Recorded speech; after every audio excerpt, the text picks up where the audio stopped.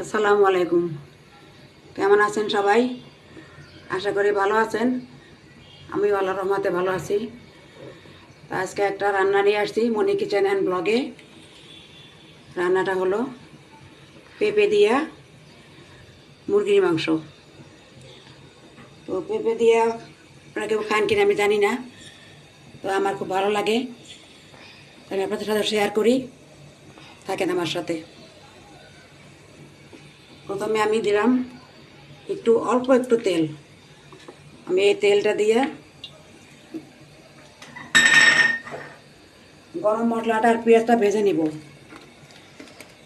বিসমিল্লাহ রহমানির রহিম।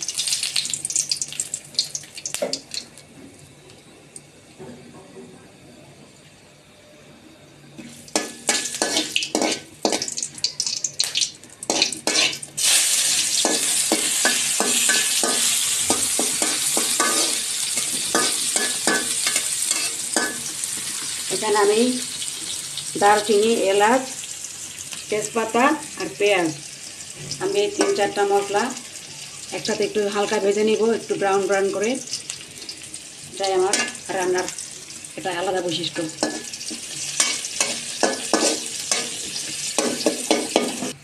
মশলাটা ভাজা হয়ে গেছে, আমি এখন নামিয়ে নিলাম।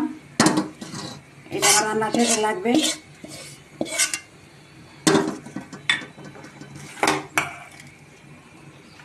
এখন আমি আবারও কড়াইতে তেল দিয়ে দিলাম।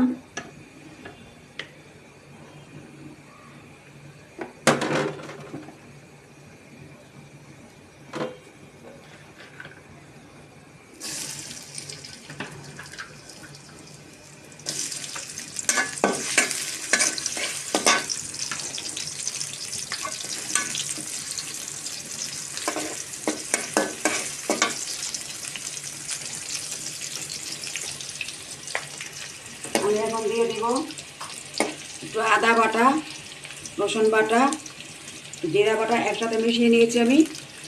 এই যে এটা আমি এখন দিয়ে দিব।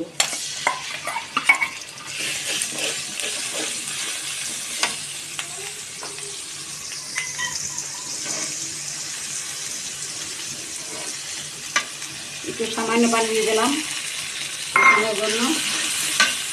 এখন দিব লবণ,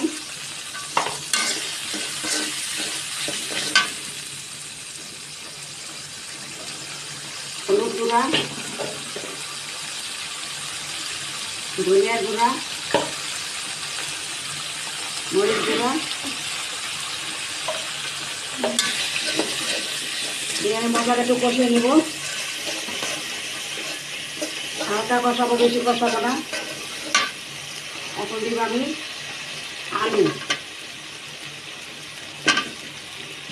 আলুটা দিয়ে আরও কষিয়ে নিব।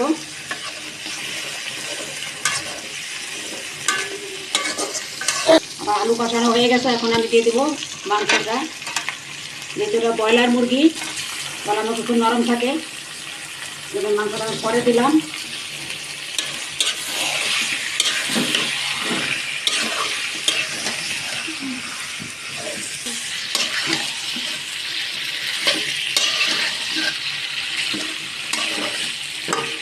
এই জায়গায় মাংসটা কষাই নিয়েছি, তেলটা উপর উঠলে আমি পানি দিয়ে দিব।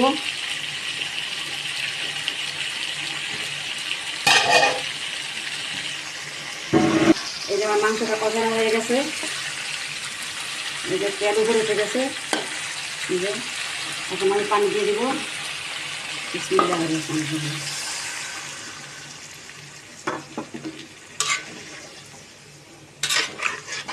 মাংসটা সেদ্ধ হওয়ার জন্য যতটুকু পানি লাগে ততটুকু দিলাম।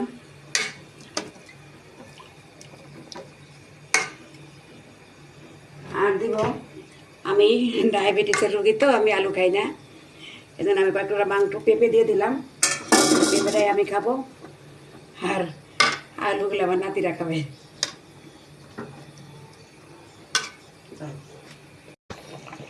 আমার রান্নাটা প্রায় হয়ে আসছে। এখন আমি এই যে একটা কাঁচামরিচ দিয়ে দিলাম, কাঁচামরিচটা দিয়ে ফ্লেভারটা ভালো আসে। আমি আর 2-3 মিনিট জাল দিয়ে নিব। আমার মাংসটা হয়ে গেছে রান্না করা। আমি এখন ওই যে প্রথম যে মশলাটা বাছছিলাম, দারচিনি, এলাচ, পেঁয়াজ আর হলো কী বলে বলেই তো গেলাম, পেঁয়াজ ভাজলাম আর সাথে দারচিনি ছিল, এলাচ ছিল আর তেজপাতা ছিল একটা। তো ওটা আমি হালকা ভেজে নিয়েছিলাম, ওই মশলাটা আমি দিয়ে দিলাম।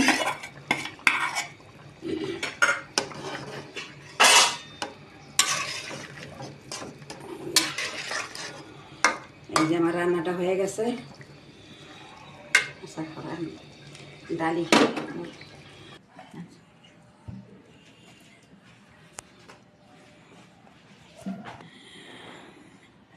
আমার মাংসটা রান্না হয়ে গেছে। এখন আমার ভিডিওতে রান্না খুব কমই দেখানো হয়, আজকে আমি রান্না দেখালাম। আপনাদের যদি ভালো লাগে তাহলে আমার পেজটা একটা লাইক দিবেন, শেয়ার করবেন, পেজটা একটা ফলো দিবেন। আর যদি ইউটিউব থেকে দেখেন তাহলে একটা সাবস্ক্রাইব করবেন। সবাই ভালো থাকেন। আসসালামু আলাইকুম।